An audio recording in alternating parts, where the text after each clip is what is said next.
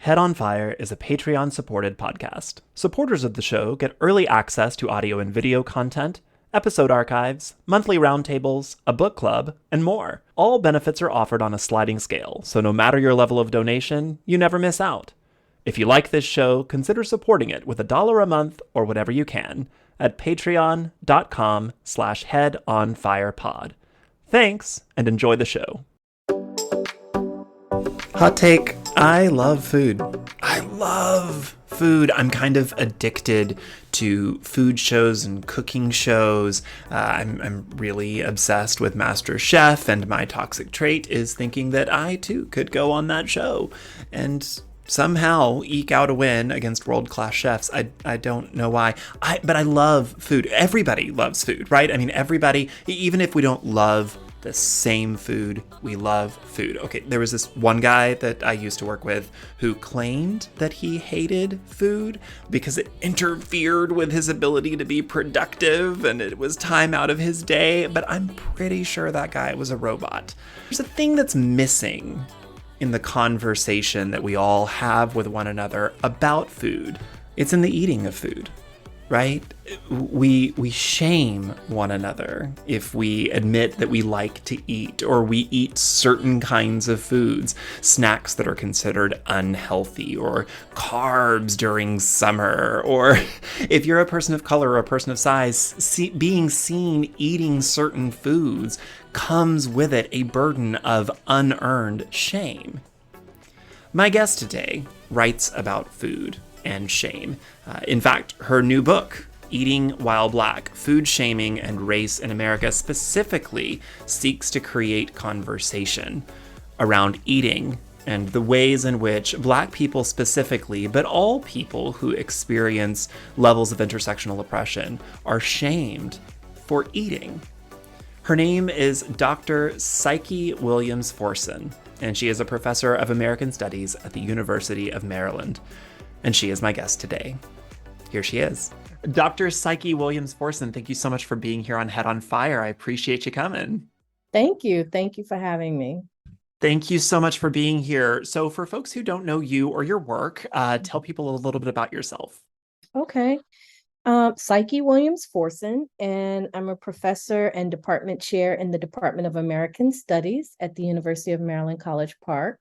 And a lot of folks will ask, what is American Studies? Well, we study the broad concepts, if you will, of culture, of life, of the things we sort of take for granted every day. Some of us study this through the realm of popular cultures, social media, so forth. Some of us study the environment, religion. I happen to study the material world, and so the things that we deal with in our everyday lives, and in particular, right now, I've been studying for the last 20 years or so, food and culture. And so at the University of Maryland in particular, we are interested in identities of difference and how all of us are very complex human beings. And so these things permeate our lives, our everyday lives, right? You cannot separate who you are from how you are necessarily, right? And so we train our students to understand culture in its broadest sense, and to, as humanists, as people who study the human condition and human ways of being, how do we move about the world in the very myriad kinds of ways and things that we encounter every day?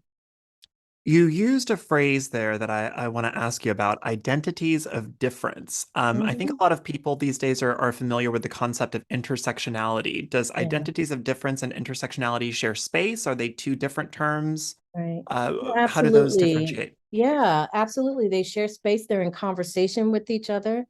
You know, one of the things that I think we have been socialized to believe is we're just human. Mm. You know, Mhm. you see this a lot, and I'm on lots of different social media sites, and Twitter is my one of my favorite. And so people say, at the end of the day, we're all human. Yes, and the part we don't want to grapple with so much is we're all human in our complexities, right? We all have ways of operating in the world. We as a society have categorized those ways as gender, as race, as class, in very discrete boxes, as if that's the way people move about the world. And we don't. We evolve every day, right? And so some of us have fluidity of gender. Some of us have fluidity of class. We have fluidity perhaps of race, if that's how folks want to show up in the world. And what we as Americans certainly, but as people, I think, are resistant to doing is allowing other people space to be who they are, as they are, how they are, right? Because and on the one hand, having studied culture for over 30 years, you understand that. I understand that because it makes things very messy. It makes people very messy. And most of us like to believe that the world is neat and compartmentalized, and it's not. Part of the beauty of being human is that we're messy, right? We have a lot of fluidity about our lives. And so one of the things we do in American Studies is we teach people to understand that and to recognize it and to even see it in themselves, right? That we all have different identities. And we move in and out of those identities every day, every year, over the course of many years, so forth and so on. And that is part of the beauty of human life. I was in conversation with Dr. Naomi Jacobs.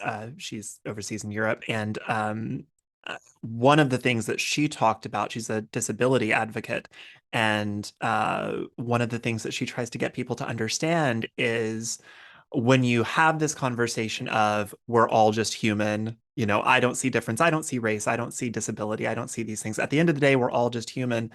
She said, be careful with that kind of language because it still does create a default. You are creating a default, and then everyone else is deviations from Right. that norm. Right. Instead, seeing people as their whole self allows for understanding of what different people need Right. to be able to exist equitably. That's right. No, that's right. She's 100% right. When folks say, I don't see race, well, then you're discounting who I am. Yeah. Because my experience in the world as a Black woman may be very different from your experience in the world. Mm-hmm. As a white woman, as a white man, as a Latina woman, a Latina man. I mean, these things matter. And where they matter the most, Don, often is in policy. Mm-hmm. They show up so often in policy. So when we invisibilize these things, then we're saying we don't see how these policies are written in such a way that they disenfranchise this community or disenfranchise that community or disenfranchise that community. Let me put this in more concrete terms. You're seeing me as just human means you are not prepared to recognize if I have a mental health challenge. Mm-hmm. So when that challenge shows up, you see me as deviant as opposed to seeing me as a person with a mental health challenge because it's not rendered visible, right? If I show up and I have a visible disability, you're unprepared to work with me as I am, whether I'm aided by a wheelchair, an earpiece, whatever the case may be, because you're so intent upon just seeing me. That means you don't recognize I may eat differently in public. I may move differently in public. I may be hindered by your inability to not see me as who I am, but only see me as human. That means I can't get to this event because you don't have the apparatus I need to be able to navigate that space.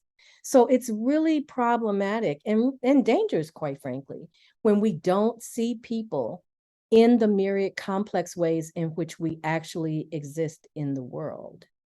I was just talking to the author Iana Gray, and we were kind of talking about how in the writer space, I'm a writer, and I talk to a lot of writers and authors and things. How there's been these burgeoning conversations, not burgeoning, boiling conversations for years and years and years about how authors very often get it wrong when writing characters of color, white authors writing Mhm. characters of color, or abled authors writing disabled characters, Mhm. et cetera, et cetera, et cetera. Mhm. And very often, the author will say something like, oh, well, I'm drawing from experience, or we should be able to paint the world. It's all of these very lofty things. But, what Ayana pointed out was that just the moment that you change that person's identity, you're changing their entire outlook Yeah. on how they would see the world. But you're also changing the entire narrative of your story. How would other characters see you? Right. And I just think that no matter in what space we're in, American studies, literary, the literature world and everything, I think people forget that just tiny change of perspective is not so tiny. It's this seismic shift in moving around the world, or not moving around the world as it is. No, that's really right. I'll share something with you. One of my favorite writers is Chimamanda Adichie, Mm, Nigerian novelist, right? So as a writer, I'm sure you're familiar. And I many years ago I encountered her TED Talk, The Danger of the Single Story, and I mm-hmm. use this a lot. I use it in my book. I use it a lot in my classroom, and from time to time I go back to the actual TED Talk and re-listen because there's so many nuggets that she provides there. And one of the ones that she provides that I want to share very quickly that speaks to your point is she explains that her family um, was a conventional middle class Nigerian family, is what she said. Her parents were professionals. And so, as would be the custom, she explains her family had lived in domestic help, right? And they would come from the nearby rural villages. So when she was a child, they had a young servant boy come to live with them. And she said the only thing her mother told them about this young boy was that he was very poor, right? And so her mom would send food and clothes to the family. When she didn't finish her dinner, her mom would say, finish your food. Don't you know there are people like his family who don't have food? Okay. So she took enormous pity on his family. Then one day they went to his village, and she said his mother showed them when they visited a very beautifully patterned basket that had been made by this young boy's brother. And she says, and I'm going to quote her for just a moment. She says, I was startled. It had not occurred to me that anybody in his family could actually make something. Oh All I had my. learned about them was how poor they were. So it had become impossible for me to see them as anything but poor. Their poverty was my single story of them, right? Mm. And such a powerful reference, yeah. In part because when we don't see what sociologist Avery Gordon says in her book Ghostly Matters, when we don't see people's complex personhood or even their possibility of having personhood, right? We completely are not prepared when they show up differently. As if we're not able to show up differently, right? Or we render people as Adichie mentions as a single story, and so then we develop stereotypes about people that are not true. Maybe there's some partial element of truth, but for the most part, stereotypes alone tend to be based in some element of truth. But what we do is we full swipe make them the stereotype, because we don't want to know that though we're all from the same race or we identify in the same gender or from the same class or differing or same abilities, we're not the same people.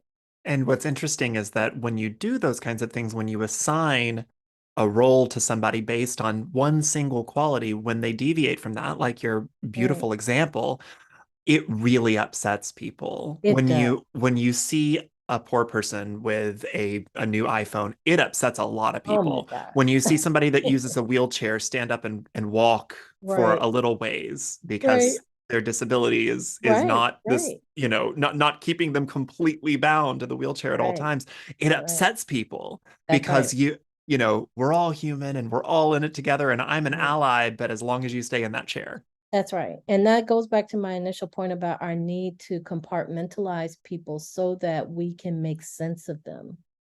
Because very few of us want to walk about the world having what we think is a status quo shifted and upheaved, right? Mm-hmm. We want to see people as who they say they are. This is largely what's happening right now in our society, right? The upheaval is catching so many people off guard because for the last 50 to 60, 70 years, it has been this way, right? So just to, I mean, even to say with the election of President Obama, oh my God, you've shifted the Racism's landscape. over. Oh my God. Yeah, racism is over. It's all different now. Everything is hunky-dory. And then you get this backlash because people are like, wait a minute, we can't have this shift because now we're losing power. Mm. Well, no, you're really not. Especially when you think about policies and ownership and wealth in this country. The only people who are winning are the people who've always been winning. It just, the landscape may look different and it's now rumbling, but to sort of say, oh my God, we're, throwing out all baby with all bathwater or what have you, whatever metaphor you want to use. That's because we, as a society of people, and certainly in our educational system, do not teach people the fluidity of culture.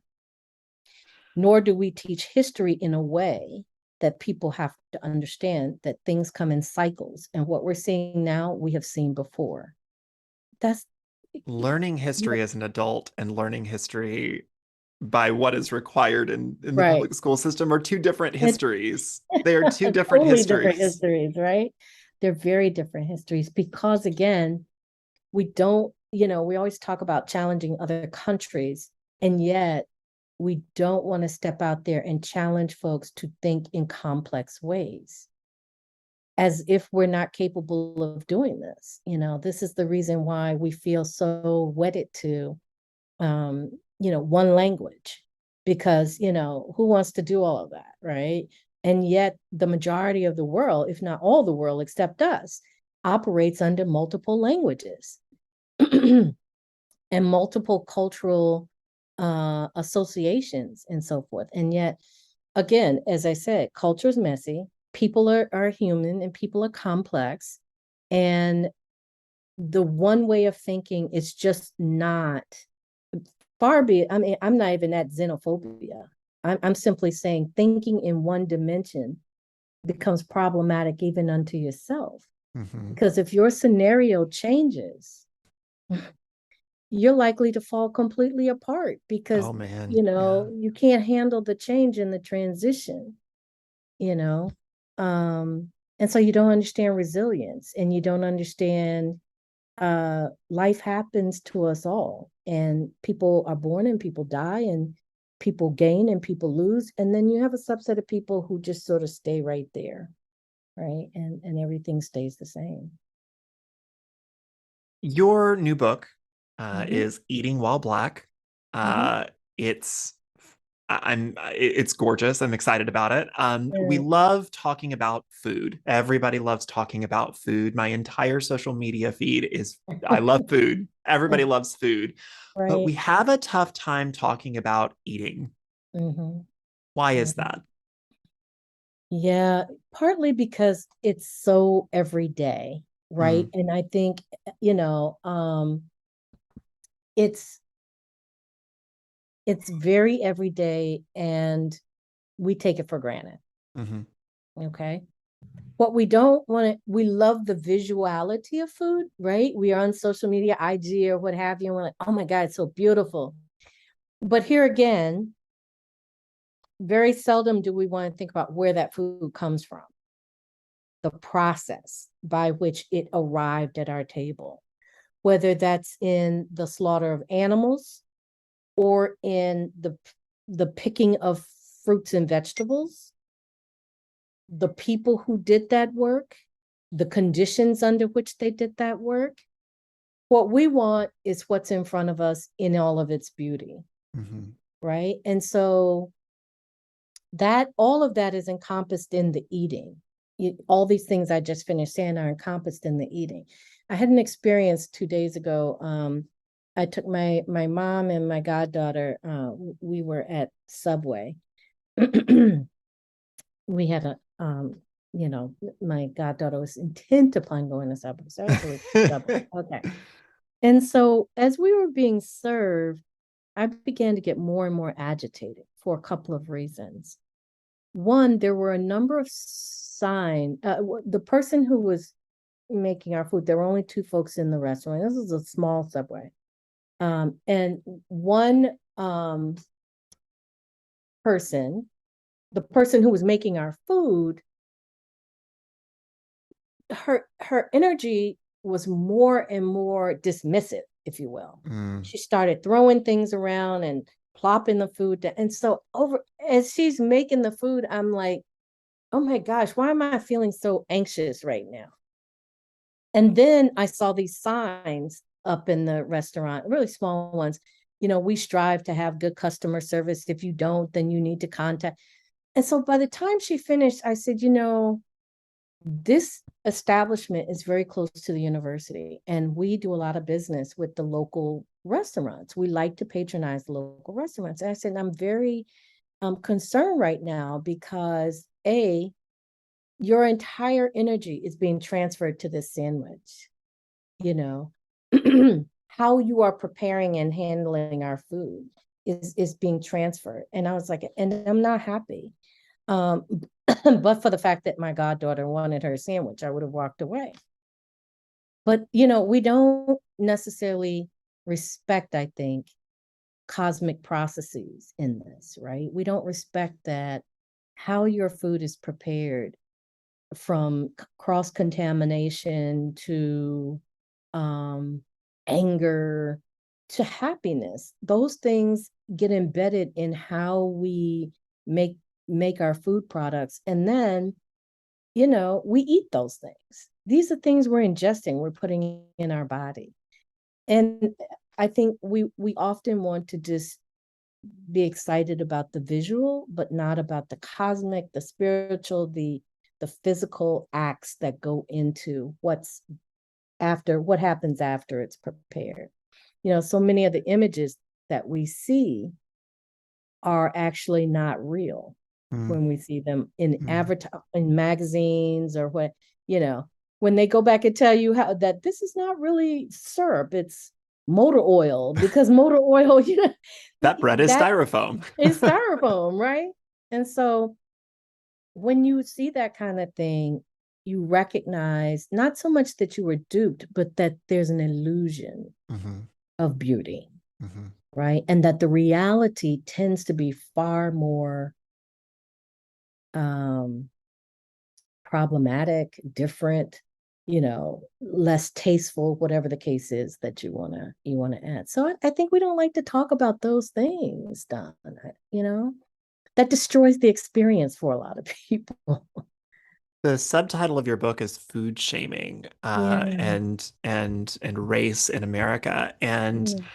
I want to talk about what is food shaming for people that Mm-hmm. might be a new term for, Mm-hmm. but also how is it specifically impacting Black people, because those are the folks that are Mm-hmm. very much centered in your work, but Mm-hmm. how does it impact those who do deviate from the norm, Yeah. whatever that norm is, Sure. uh, Sure. generally speaking. Yeah. So I came to this topic after my first book, Building Houses Out of Chicken Legs, Black Women, Food and Power. Um, I published that in 2006. And that was part of my doctoral thesis, or it was my doctoral thesis. And when I was working on it, I started out working on that book because I was interested in Black people's connection to food stereotypes. Several things happened before I really started on that project, but one of them was that Tiger Woods won the Masters tournament, right? The Masters golf tournament the first time around. And after he won, one of his fellow golfers told him, don't choose, fried chicken, watermelon, or collard greens, whatever the hell those people eat, right? And suffered, backlash as a result of it. So that led me down this path of studying stereotypes in Black people, because I said, really, it's like 2000. Are we still talking about Black people and chicken? So, I wrote the book. As I was touring nationally and internationally talking about the book, several things were happening in the food world. One, dollar stores, and especially the Dollar Tree, started getting refrigeration. Mm, And so that meant the number of products they could offer food wise began to expand, right? mhm, Um, more and more people started turning to gardening and community gardens in particular. And that became, and then farmers markets started to really have a social resurgence, right? They became these spaces. And I would have these people come up to me and say things like, how do we get people to stop eating fast food? How do we get more people to grow gardens? And gardening is the best thing in the world. And more of us need to be vegan and vegetarian. So all these dictates started going on. And, you know, those are just so vastly different. Those are such vastly different conversations. oh, these are very different conversations. And I had a really hard time with this book because I'm like, oh my God, all these things How do you going on. correlate you need to be gardening with stop eating at McDonald's? Like, okay, sorry, please But go but on. but That's but, just but a lot blowing of my people, mind. yes, but a lot of people, this is what they think. Stop eating fast food, start growing your own food. You'll As be if that's closer an to option. as if that's As if both of those things are equal options for everyone. and there you have it right there. Right? That's where the food shaming starts to come in because let me see. So the book came out in 2006 and now this one is coming out in 2022. So that's 16 years and you can imagine I have been hearing this for years. Like people, how do we get people to grow gardens? I was like, well, did you ask the people if they want to grow a garden? And so I began to see that this food shaming was really about controlling people's movements in their Mm, bodies and their actions because overwhelmingly for the most part it tended to be white women and mostly white women asking me these questions about black people, but there were also a fair number of black women. And so at first I said this is food shaming and food policing, and then we just kind of whittled it down to food shaming because it's not just about children eating in the cafeteria of different immigrant communities who were enjoying their family food ways only to have someone say, "Oh, what is that?" or "Oh my God, it smells horrible." It wasn't just that. It was a lot more insidious. And this is what I try to mm, talk about in the book because it's everyday life and it's so normalized that, mm, again, back to what I started with, right? That these issues show up, these issues of denying difference show up in policies, right? And so, for example, in the book, I talk about an organization who built a farmers market. And one of the things they did was I was told they got a grant on the basis of them establishing this farmers market in an area that by and large had gentrified a formerly Black community. And they created this market, and yet there were no Black vendors, or there was mm. one. And that person was I think viticulturists. Am I saying the word right? They were they harvested worms. Um, and yet they wanted folks to come and they offer EBT and other kinds of services. But most of what they had was grass fed this, grass fed that, grass fed that, and the prices were astronomical. I wouldn't have been able to shop it. Sure. And I'm gainfully and fully employed, thankfully. It was way too expensive for me. So I began to say, how are we again engaging our food worlds, and how are we taking so much for granted that in our very actions we're shaming other people's lives. And I start the book with an incident that happened in Washington D.C. on the metro, where a African American or a Black woman metro worker was eating lunch or eating on the metro, and a picture was taken of her by an author, interestingly, and Mm, posted on Twitter. And she essentially, the caption sort of referenced the fact that for many, many years, Metro said you could not eat or drink or play music loud on the Metro. And so she took this picture and posted it of the woman on Twitter. And, why do that? Now she received quite a bit of backlash for that, but why are you shaming this person who's simply trying to eat, clearly dressed in a Metro uniform? As it turns out, according to the Washington Post, a mandate had gone out that said Metro police weren't, to fine people any longer for doing these very daily necessary acts. Well, the Metro worker probably knew that. This woman did not. Mm-hmm. And so here again, as we are shaming people for moving about their lives, we're operating with microscopic pieces of information. Whereas the person for whom or about whom we are shaming is very clear about what's happening. Okay, and so essentially, so this young woman asked me one time, she said, how do we get people to stop eating at McDonald's? And it was an embarrassing question, really, because in the event that we were in, my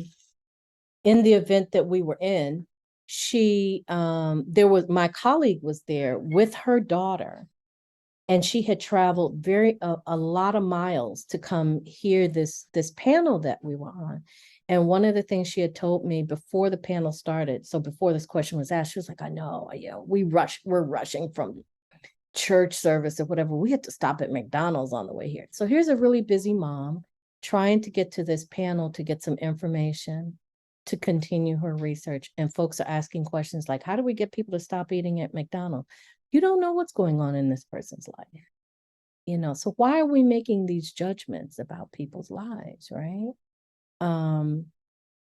So yeah, it's that kind of thing that I try to show different scenarios that would not ordinarily be considered as elements of food shaming. Food is so integral to identity, not just because of, the fact that it's what keeps us alive, it's what nourishes us, but it's also such a part of our culture, it's a part of our families, it's so closely tied to memory. Mm-hmm. I'm curious how your work is inclusive of the ways that when other people interact that are not from our specific community, when other people interact with food that is foreign to them in some kind of way, and that interaction is ew, Mm-hmm. ew, Mm-hmm. how does that impact, how does that impact a person? How does that impact a person's psyche? Not to use your name there, but Mm-hmm. Mm-hmm. Mm-hmm. how is that kind of thing? My husband's Mexican, and I know that very often, we think of Mexican food and we think of just a few different things, but I've been Mm-hmm. with him for 16 years, and Mm-hmm. there's just a world of food Mm-hmm. that is so important and ancient and Mm-hmm. uh, that they they don't make around people they don't really know here, Right. Right. because some of it's just they don't really want to hear you go Right. ew. They don't really want to hear you go Right. that kind of thing. Um, how is your work inclusive of those kinds of conversations? How can maybe we get better about those kinds of Mm-hmm. conversations? Mm-hmm. Yeah, there's so many different instances of food shaming, many of which I don't cover in the book because I wanted to start a conversation, Of right? course. And hopefully I left it open for other people to pick it up and move with it. But yeah, you're absolutely right. And I may have mentioned this, I can't really recall.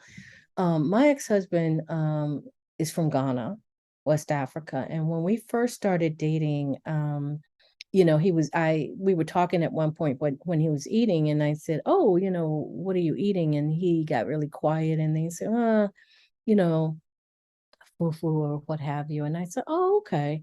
Now I'm very comfortable with people eating with their hands. Hmm. Because as one of my food colleagues says, we eat first with our hands, or we see first with our hands, right? Hmm. or something to that extent.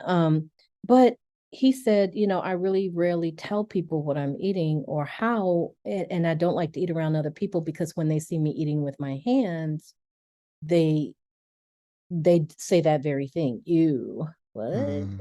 Yeah, why are you eating with your hands? And yet we eat pizza with our hands. We eat various foods with our hands, but the moment Fries, chips, right, popcorn, surprise, all the chips, good you name stuff. it. All the good stuff is with our hands. Oftentimes unclean hands, right? Oh But the moment, yeah. yeah, but the moment someone scoops fufu and then soup in a very um poetic kind of way, because you have to be adept to be able to do that into especially hot food, then all of a sudden it becomes ew, Mm. and so this circles back to our initial opening in this conversation. So thank you for asking those early questions, because what it says is you're willing to see me as human up until the point where it makes you uncomfortable. And rather than ask wonderful questions or say to me, wow, that I would never think that I could eat soup with my hands. How do you learn that? And engage me in a conversation.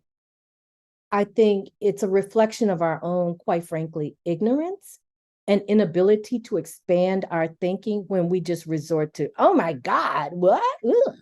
You know, I may not like turtle, terrapin, whatever, frog, whatever, and some other culture might, but I'm not going to, say, oh my God, that's disgusting. What I'm going to say is, no, thank you.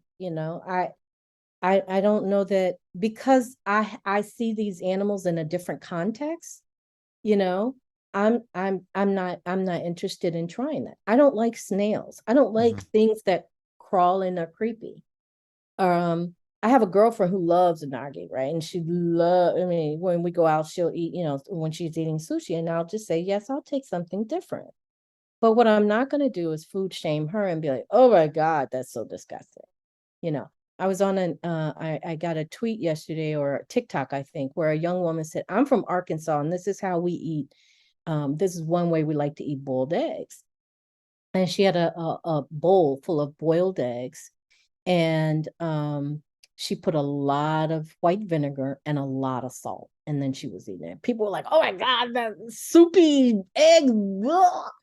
And I said, actually it's almost like pickles or pickled eggs, Or even if you're just putting hot sauce on it, or if because you're so many just of putting those hot bottles sauce. of Tabasco and stuff, that's Tabasco, just which has mostly vinegar vinegar, and salt vinegar and and a salt. little cayenne and stuff in it. Exactly. And Yeah. and so as I looked at it, I was like, she's pickling her eggs. Yeah. Yeah. I'm It like, may that not probably tastes look, good. yeah, for her it was really good. And people are like, oh my God, it's soupy. It's okay.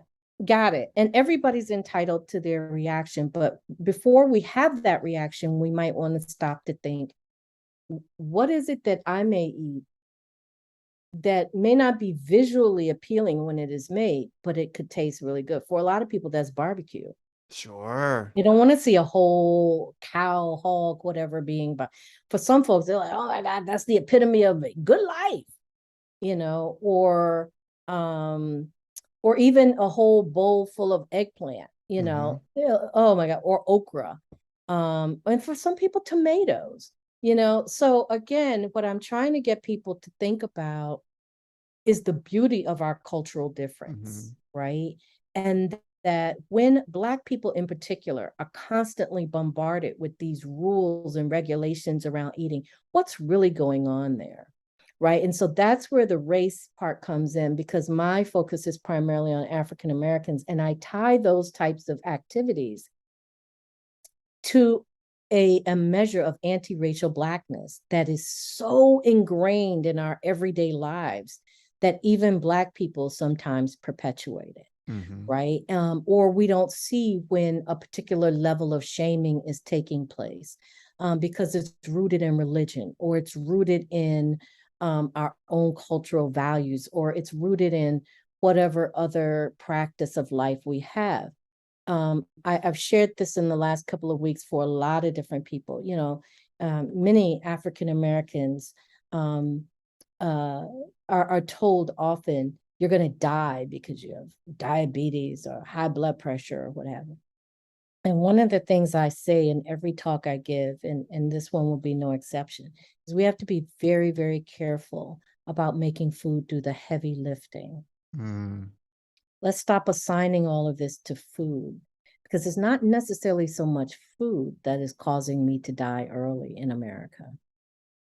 There are so many other things that could cause me to die early in America, including just waking up in the morning to a battering ram, or to being shot outside my apartment because someone, came into my apartment from elsewhere. Or I could go jogging and have a great diet and be out jogging and be hunted down like an animal. Or I could be driving while black and run a stop sign. Or my tags could be, as I was very nervous for the last month because I had just moved and I mm, had to renew my registration in May.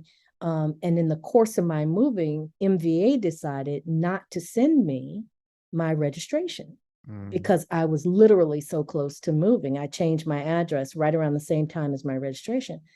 So for weeks, I was driving around with this, a little notice in the back of my window saying, "Hey, my registration's up to date, even though my tag is not." And then it expired, and I was like, "Oh my God, what the heck do I do?" Now, if I were being, and I'm sure there were a couple of times I was, because law enforcement was behind my car, and I'm sure they ran my plate only to find out my plates were up to date. But the fact that I could have gotten someone who pulled me over and that could have been the end of my life has nothing to do with food. right. Right? And so we have to be careful about saying it's food that's killing us, because that allows us to take away from the systemic issues and the institutional issues in this country that could kill and do kill everyone or any one of us on any given basis, any given day. It very much it does echo sort of that first set of questions that we were talking about at the beginning of our conversation about when we just see one another as human, air quotes, when we just see one another as people and we ignore all of the standard deviations from that cisgender heterosexual white, et Mm-hmm. cetera, et cetera person, we are erasing all of the different areas of intersectional oppression that those groups experience. Is it the food that's killing people, or is it the fact that they live in a food desert? Is it the fact that they do not have access to health care? Is it the fact that they do not have access to mental health care? Is it the fact that, they've had a cavity that's been going on for years and it's gotten worse and now it's led to an infection and now they can't get treatment for it? That's right. Whatever it is, can they not travel to get to a good paying job because of where Mm-hmm. they live? And there are so many questions that we just stop asking when we Sure. see what a person looks like and what they're eating. And that's, I think, what's so intriguing about your work is that you tell us, one, that yes, the eating is important, and Mm-hmm. there are many layers of important conversations to be had here, but it cannot be the entirety of the conversation. And in fact, many times it shouldn't be the conversation. Yeah, that's right.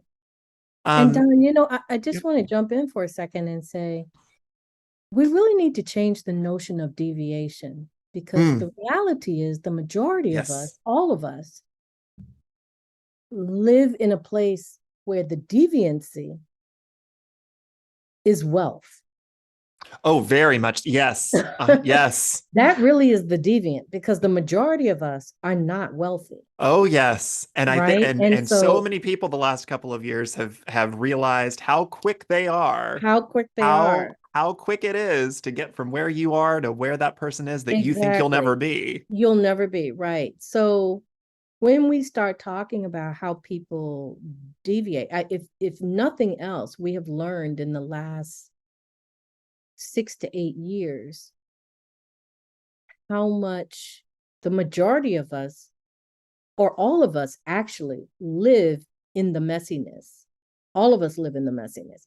How that gets realized, it tends, when you're wealthy, you're able to cover it a lot more, right? So to your point, there are many of us who live without mental health, physical health, um, dental health, any one of those, all of them. I mean, I'm talking about everyday people who are walking around with jobs who just are like, I can't afford healthcare, you know. So the deviancy in that are those who can afford healthcare. You know what I mean? All of us claim a particular sexual identity, orientation, or what have you.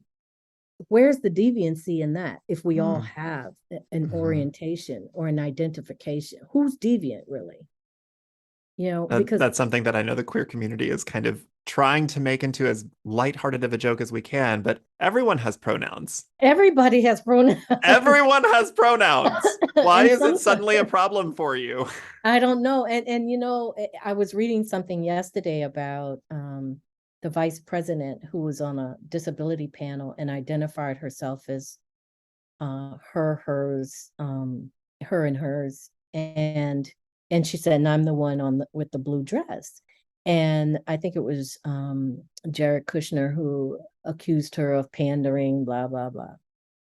But the reality is some people said from the standpoint of the community of the disabled, that's really important because you have people who are hard of hearing or what have you, um, for whom the visual is more important than the auditory, right? And so Mhm. again, it's because we want to see people from our own lives, from the standpoint of our own lives. So from the standpoint of where I am, you're a deviant, Oh yeah. right? As am I, right? And yet what folks fail to realize is you also are probably deviant yourself in your comparison of me, because in my community you're not like me, Hmm. right? Or you're deviant because you have an income I probably will never ever touch, you know. And so, but that level of self-reflexivity, which we engage in daily in American studies and which we try to teach people to think about, what does it mean when you begin to look at yourself from the standpoint of everyone else, you know, as opposed to looking at everyone else from the standpoint of you? That's a difference, because when you look at that microscope and you look at yourself and you're like, okay, these are the things that I experience. Okay, I don't even know anymore what's a norm necessarily. What is a norm? What is a norm? What is a norm? What is a norm? You know, you do cover so many different topics, and I wish that I had time to get to them all, but I do want to ask, just for people who may not be aware of it, one of the things that you do touch on quite often is the way that public policy affects food shaming specifically in the Black community, but I know that in other places you do talk about different intersectional identities. How is public policy affecting food, eating, food shaming, and the way that we interact with those spaces? Right. Well, you know, one of my friends and colleagues, sociologist Rashawn Ray, had a really good point one time, and he said policies are written, but how they are carried out makes a huge difference. So we can start at the point of the policy itself, which is informed by how people who are writing those policies see the world and how they see other people in the world. So the policies themselves often are informed by stereotypes, they're informed by biases, and so forth.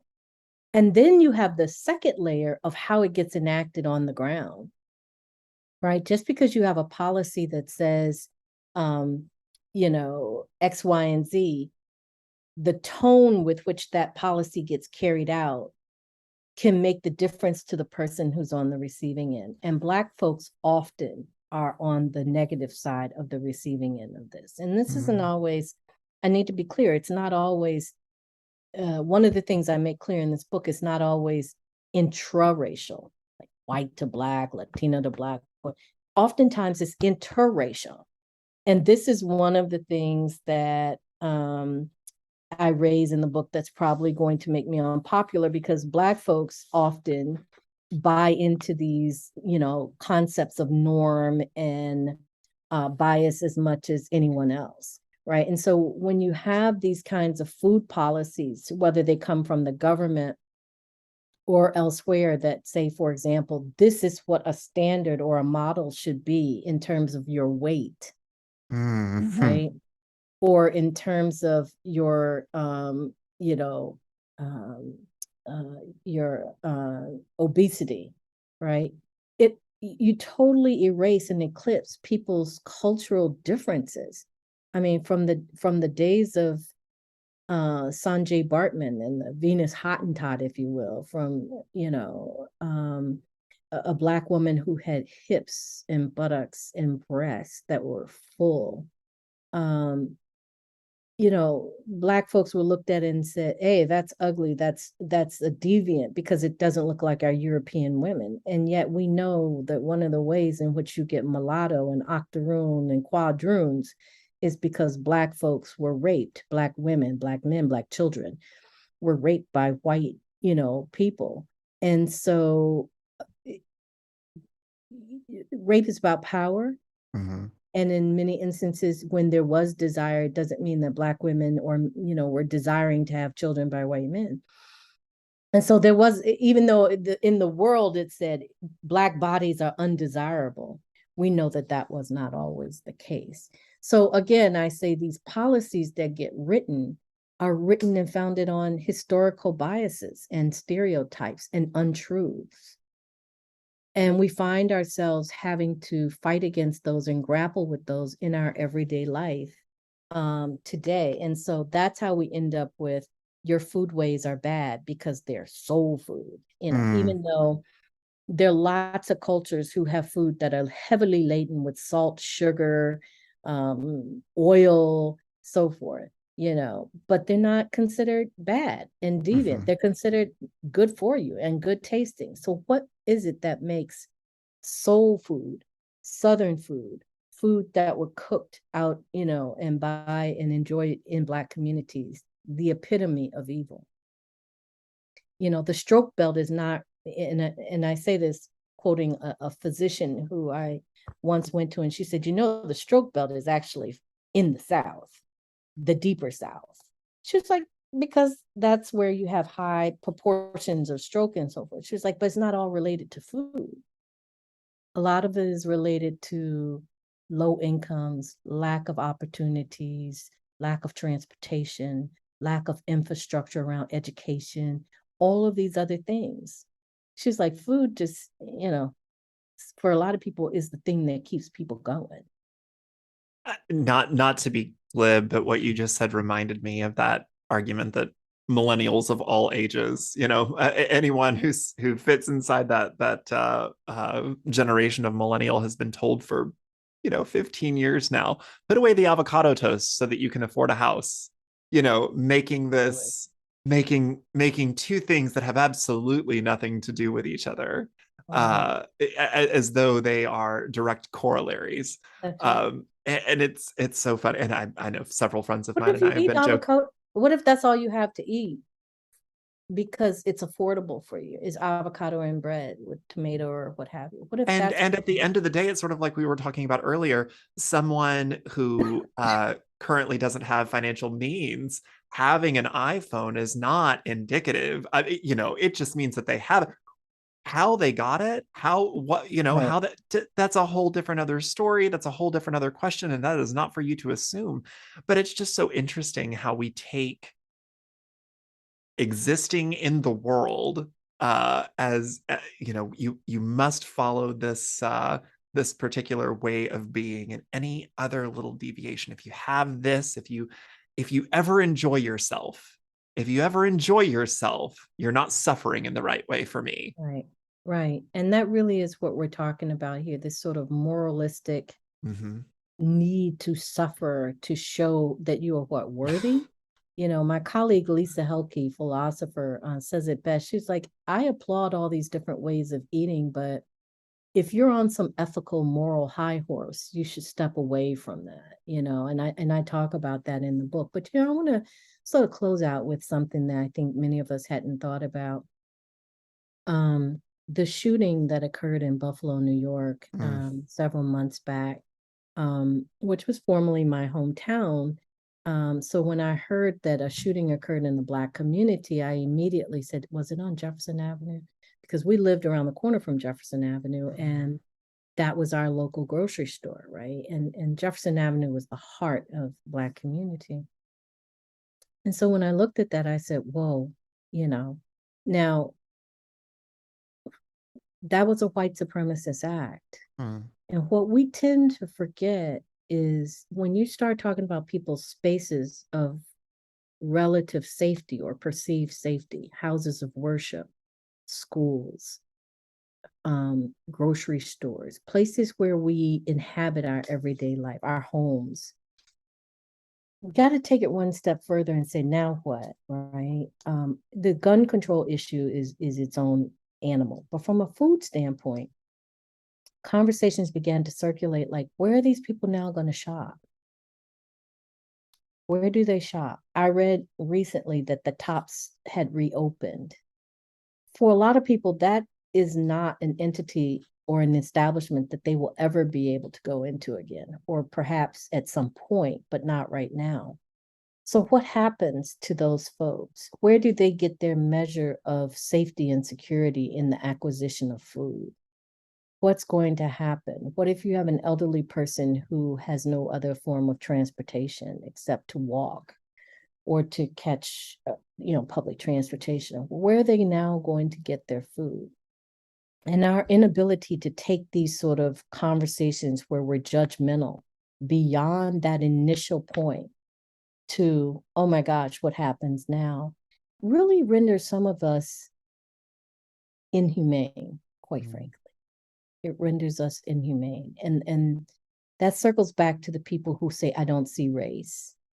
If you don't see race, and especially as it relates to our everyday lives and food being one of those many aspects, then you have to check your humanity, because the ways in which food shows up in the world and how it shows up in our lives and the ways that we practice it very much is tied to who we are as racial beings, political beings, moral beings, ethical beings, sexual beings, religious beings, so forth and so on, able-bodied, disabled being, aged beings, all of that. It's all a part of the whole. Dr. Psyche Williams-Forson, I am so honored by your presence today. Thank you so much for being here. If folks want to connect with you, is there anywhere that they can do so online? Oh, absolutely. I'm on IG, Instagram. I think I'm under building houses. One word. I can't tell you, it's either 7 or 9. Certainly they can email me at pwforson@umd.edu, and I'm happy to respond to any dialogues that are open and that will further good conversation. So thank you for having me, Don. I Oh my really gosh, of course. Before you go, I want to ask you one final question, and it's what's Mhm. your favorite food? What's my favorite What's food? your favorite? It's the last day you have on Earth. You have 20. I Aliens are coming know. right now. They're You giving you know, 24 hours. What are you eating? what am I eating? I am eating, if I had nothing else, I'm gonna eat either melon or salad. As I've gotten older, I love a Love good it. salad. I love a good salad, with all kinds of good stuff, and it has to have something crunchy in it. So Oh, yeah. yeah, so that's the other part of it is taste. We have to remember people enjoy taste, and taste is real. So thank Well, you so thank much. you. Thank you so much for being here. You have a good rest of your day. Okay, you too. Take care. Bye Bye bye. now. That is going to do it for this episode of Head on Fire. Special thanks once again to my guest, Dr. Psyche Williams-Forson. The book is Eating While Black: Food Shaming and Race in America. Go get it wherever you get your books. Before we wrap up today, I do want to give you all a quick programming announcement.